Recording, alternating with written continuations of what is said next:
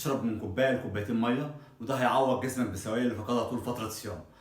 التمر انت محتاج 3 تمرات مهمين جدا لجسمك، لان التمر هيمد الجسم بالطاقه باحتوائه على السكريات البسيطه، اضافه انه يحتوي على الالياف الغذائيه وده هيساهم في الشبع وهو هيكافح الامساك، اضافه ان فيه فيتامينات ومعادن مهمه للجسم. مع الشوربه دي مهمه جدا لانها هتمهد المعده للاكل اللي انت هتاكله بعد ما تروح تصلي وترجع تكمل الفطار. بعد ما ترجع من الصلاه تستكمل فطارك، طبعا في عناصر مهمه محتاج تدخلها لجسمك زي البروتينات والكربوهيدرات والفيتامينات والسكريات والمعادن.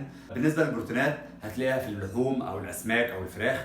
بالنسبه للنشويات هتلاقيها في الرز او المكرونه، ويفضل الرز عن المكرونه. ولو هتاكل عيش يفضل العيش البني عن العيش الابيض. بالنسبه للفيتامينات والسكريات هنلاقيها في الفاكهه، موز او تفاح او اي نوع من الفاكهه.